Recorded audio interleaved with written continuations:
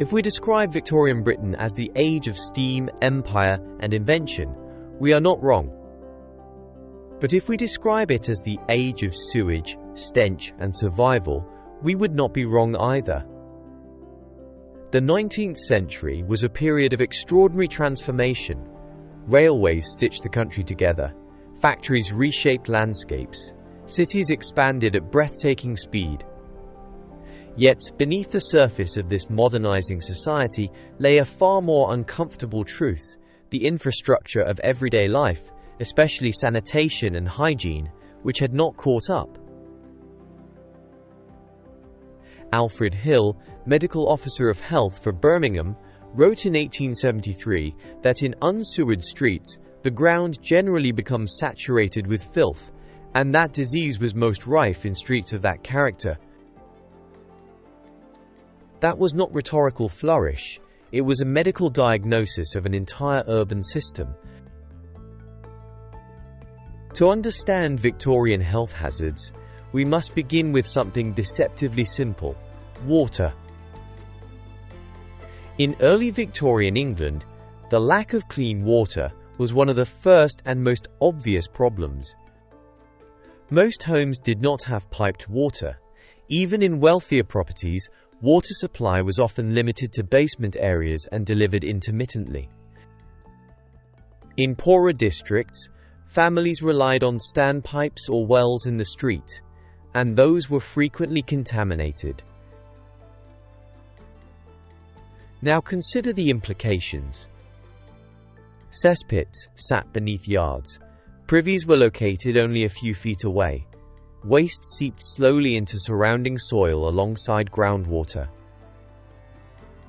The water drawn up into pumps and wells was not simply water, it was often laced with human waste. But the Victorians did not yet fully understand germ theory. Many believed disease spread through miasma, poisonous vapors arising from foul smells, and there were certainly plenty of smells. Reports from East Retford in 1849 described noxious stenches arising through the grates in the street drains. To modern ears, that sounds like mere unpleasantness, but to a Victorian nose it was daily reality, and to a Victorian doctor it was believed to be lethal air.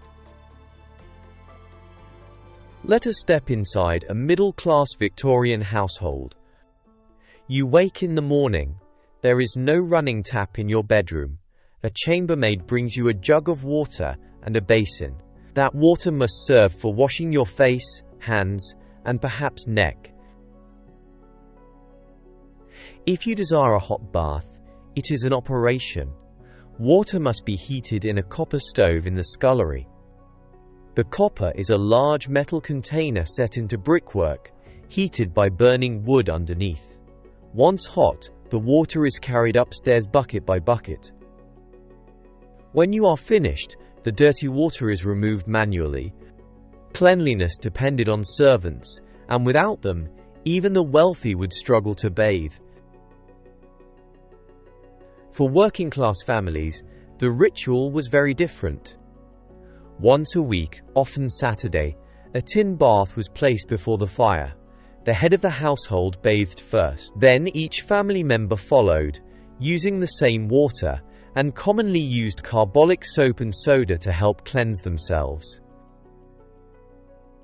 By the final bather, the water was cold and grey. And yet, this weekly wash was considered respectable, because water access limited the frequency of bathing. Laundry presented another challenge. The big wash traditionally took place on Mondays.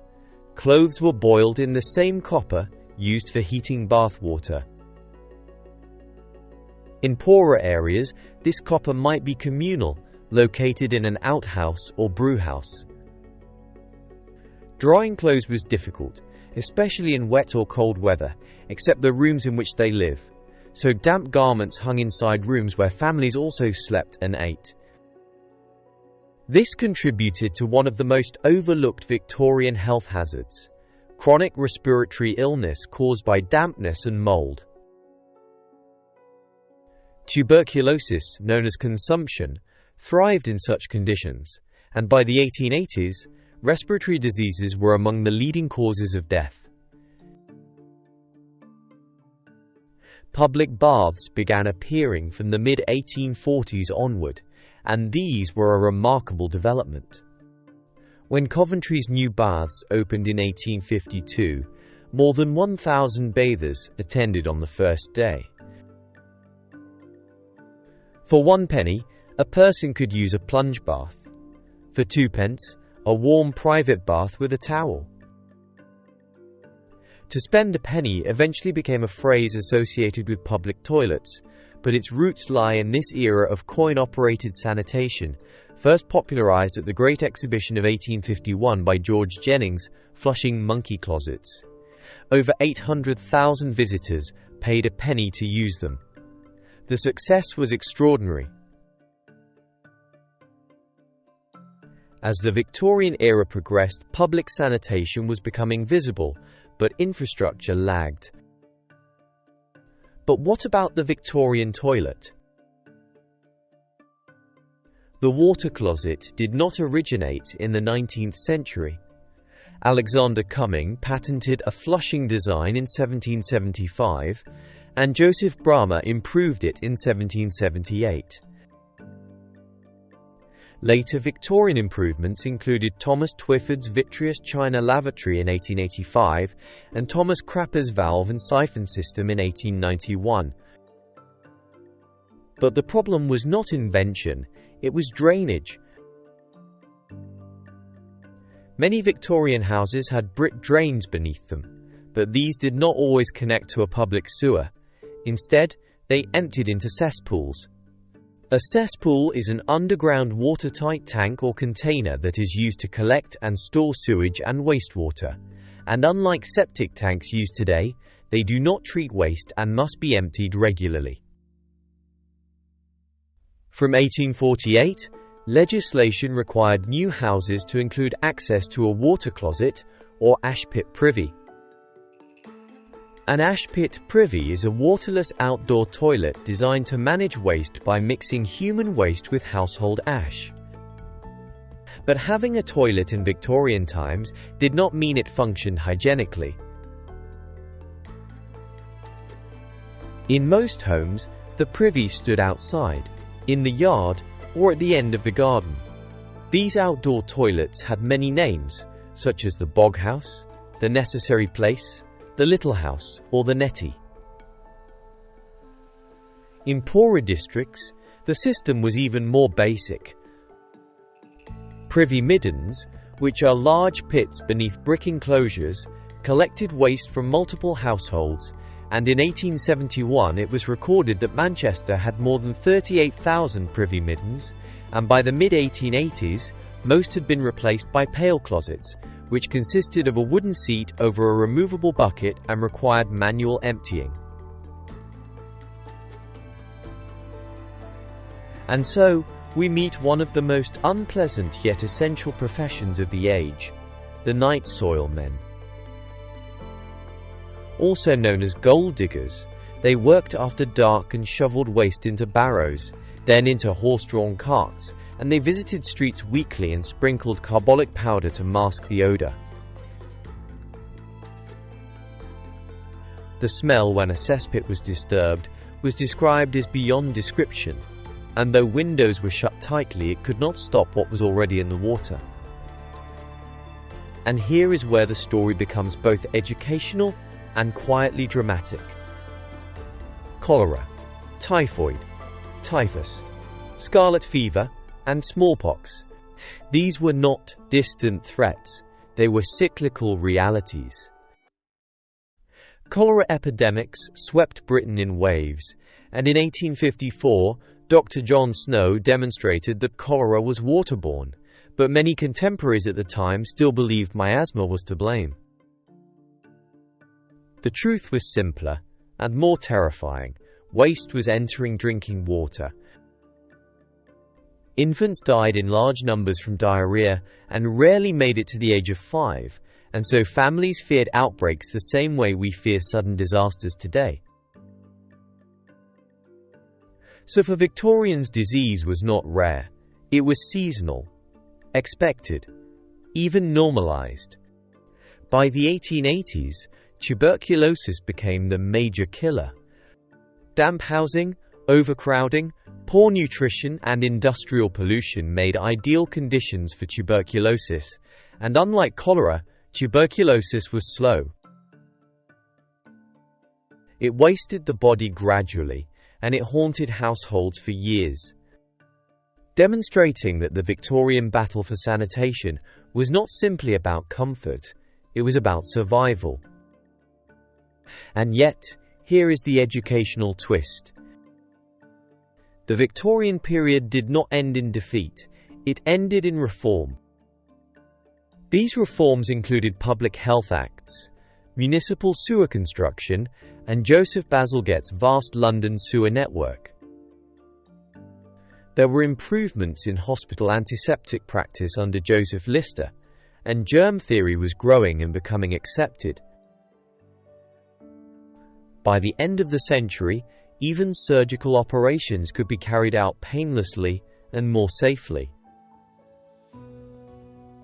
As sanitation improved, life expectancy rose and urban death rates began to decline. But that transformation was hard-won, and it was built, quite literally, on the back of the Victorian loo.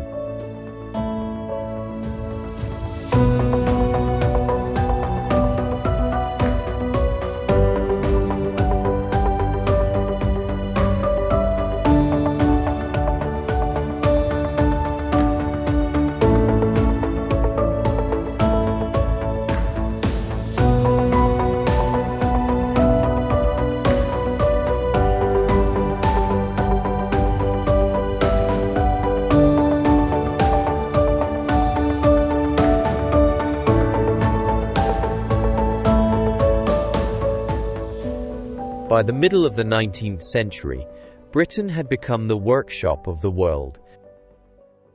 But it was also becoming its most advanced experiment in concentrated human waste. London's population surged past 3 million. Manchester and Liverpool swelled with industrial labourers. Housing sprang up quickly, cheaply, and densely, and entire families occupied single damp rooms. Privies were shared between multiple households, and cesspools overflowed. And the River Thames, the lifeblood of the capital, became something else entirely: an open sewer. Every day, thousands of tons of human and industrial waste poured directly into it. Slaughterhouses dumped waste from meat production, tanneries flushed chemicals, and homes emptied chamber pots into drains that led straight to the river. Then came the summer of 1858, when temperatures soared and the River Thames began to ferment. The smell was overwhelming, a thick, suffocating odor described as a mixture of decay, sulfur, and rot. Curtains soaked in chloride of lime were hung inside the Houses of Parliament in a desperate attempt to mask it. And newspapers called it the Great Stink. Members of Parliament reportedly fled sessions early, and government business was nearly paralysed. The irony is almost poetic.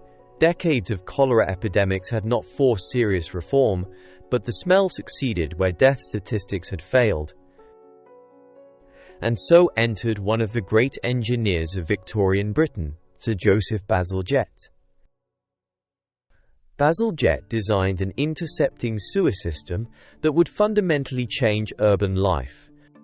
Instead of allowing waste to flow into the Thames within the city, massive brick tunnels would carry it eastward, downstream of central London. This was not a minor improvement, it was colossal.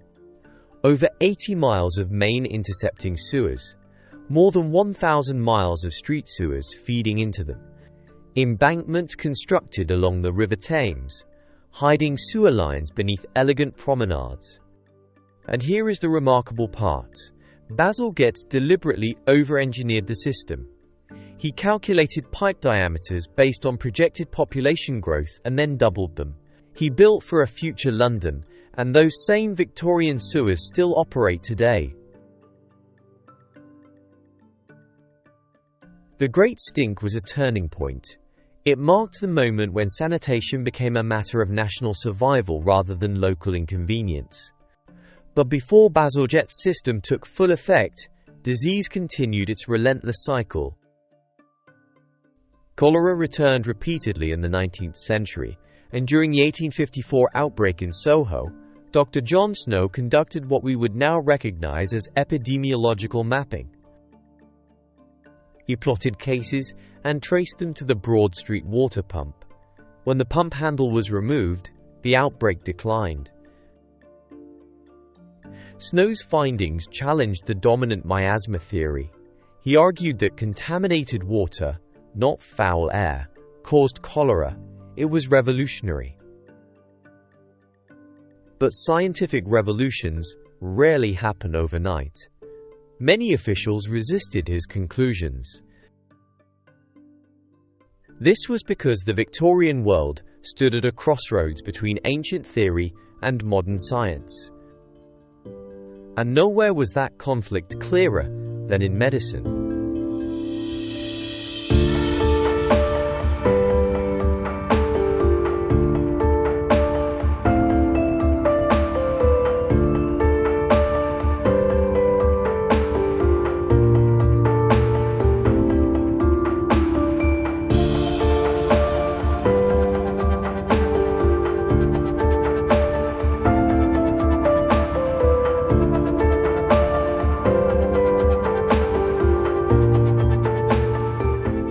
If you felt unwell in Victorian Britain, your first stop was not a hospital. It was the chemist. Dispensing chemists were easily recognizable by their large colored glass bottles displayed in shop windows, amber, green and blue. When gaslight shone through them at night, they glowed like jewels. Behind the counter, remedies were mixed and sold with confidence. Some were helpful, and some were not. Patent medicines were wildly popular. Brands such as Holloway's pills and Beecham's pills claimed to cure everything from digestive troubles to nervous disorders. Advertisements promised purification of the blood, strengthening of the stomach, cleansing of the skin. In reality, many contained little more than herbal laxatives like aloe and ginger. They were not entirely useless. Some provided relief, but they were marketed as cure-alls. Then there was opium, also known as laudanum. Opium was legal, cheap, and everywhere. It was prescribed for pain, diarrhea, coughs, insomnia, and even melancholy. Godfrey's cordial, a mixture of opium, treacle, and sassafras, was routinely given to babies. In Coventry alone, 10 gallons a week were sold, amounting to around 12,000 doses.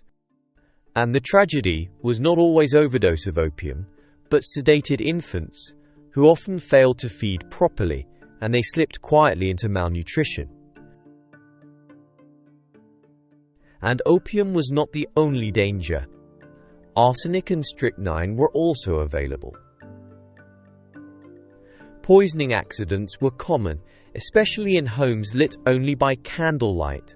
To combat confusion, manufacturers began producing ribbed poison bottles in the 1860s so they could be identified by touch. Hospitals offered treatment, but before the widespread adoption of antiseptic techniques in the late 1860s, surgery was extremely risky. Joseph Lister introduced carbolic acid to sterilize wounds and instruments, and infection rates dropped dramatically. This marked one of the greatest medical turning points of the century. For the first time, hospitals began to become safer than staying home. But sanitation inside the home still posed risks. Open fires heated rooms. Long dresses caught flame. Boiling kettles spilled. Coal fumes accumulated. Industrial pollution thickened city air, and respiratory disease flourished. By the 1880s, tuberculosis was one of the leading causes of death. It spread through droplets from coughs, something we understand clearly today, but Victorians did not. They feared the smell, and they did not yet fully understand the germ. But while epidemics dominate historical memory, everyday hazards were just as lethal. Crowded housing meant limited ventilation. Damp walls absorbed waste odors when privies were nearby. Dr. Hector Gavin described rooms in Bethnal Green where waste was retained indoors because outdoor privies were too revolting to use, resulting in the air in such rooms becoming offensive and deleterious. Imagine raising children in that atmosphere. Now consider infant mortality again. It's easy to see why something simple like diarrhea killed thousands of babies each year. And let's not forget that milk spoiled quickly in summer, flies carried contamination, and water used to dilute infant feed was often polluted. Even stepping into the street posed a danger. Horse-drawn traffic caused frequent injuries. Industrial machinery mangled limbs, and hospitals saw cases ranging from machine accidents to attempted suicides to drownings.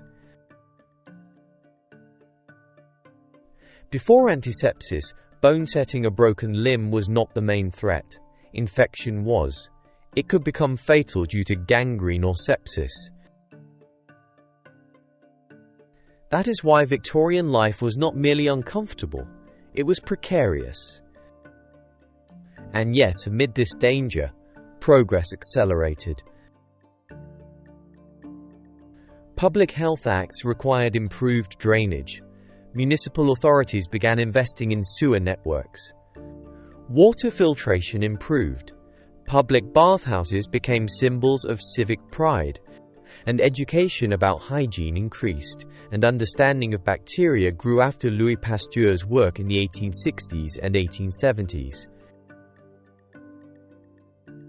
By the end of Queen Victoria's reign in 1901, urban sanitation had improved significantly in major cities. Life expectancy rose from around 40 years in the 1840s to closer to 50 by the turn of the century. Smallpox vaccination campaigns reduced outbreaks, and surgery became safer. The Victorian age began in filth, but ended in reform. When we flush a toilet today, we rarely think about it. Water disappears, waste vanishes, and the system hums invisibly beneath our feet.